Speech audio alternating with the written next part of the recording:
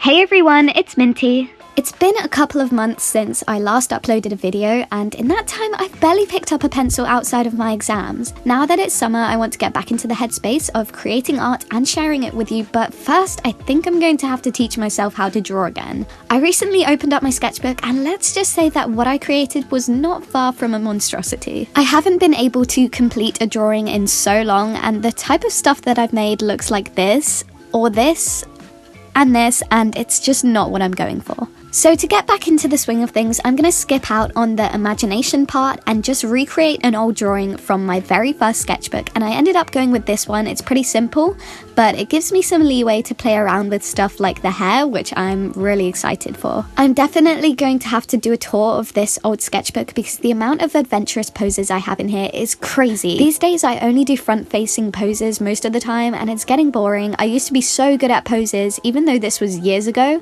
and I really need to get that skill back. You may be able to tell that the pose that I did here is pretty wonky. I tried to use references and I tried to get it better than the first one, but at the end of the day I think the first drawing wins in terms of the pose. Everything is just slanted to the right, and my wonky camera setup does not help with that, but hopefully the colouring will make up for it. There were definitely a lot of nicer looking drawings in the old sketchbook, but this one did entice me because it's unique and the hair colour had potential. I wouldn't usually put green, teal and purple together these days. I think they are a bit clashy, so I thought, how can I make this look good? It was a bit of a challenge for jumping straight back into drawing, but it definitely helped me get used to colouring again and using my markers. I decided to keep the skin colouring quite simple. I just had my base, blush, and then a little purple around the eyes, and I just left it at that because in my sketchbook I created this after not drawing for a long time, and it's just horrifying. I tried way too hard to colour the skin perfectly,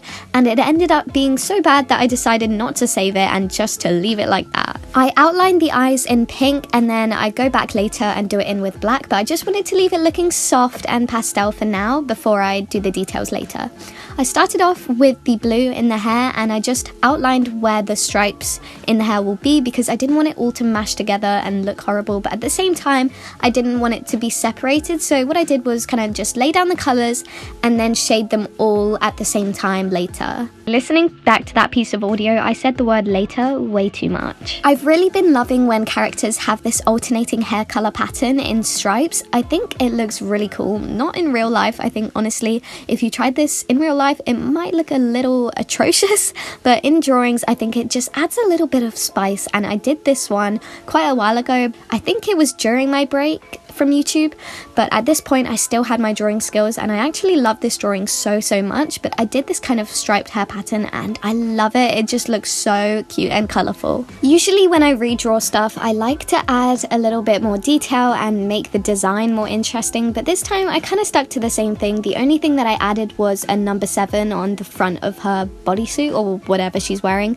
She's also supposed to be roller skating and playing this sport, as you can see from the ball that she's kind of holding magically. I don't know, it was a sci-fi sporting thingy inspired by the movie Alita. They have a little racing scene. I don't know if any of you guys have seen that, but I'm pretty sure that's what it was inspired by. The amount of red marker that I had to use to colour this outfit was honestly terrifying. I hate using colours on such a big scale. I mean, it's not like I drew a background or anything, but I just don't like to use one colour for so much space because I like to save my markers. But at the end of the day, it's not that big of a deal since I haven't used my markers properly in such a long time, and in fact I was kind of scared that they'd be dry, but I've never had my markers properly dry out until I've used all the ink in them. They never just dry out on their own. I always keep them stored horizontally, as well as people have told me in the comments too, because it makes the ink spread out equally, something like that. But yeah, my markers have lasted me quite a long time, which is good considering they are pretty pricey sometimes. You may be wondering why this video is so short. I usually do 10-minute videos, and this one is half that at only 5 minutes, but it's basically just an introduction video, just me getting used to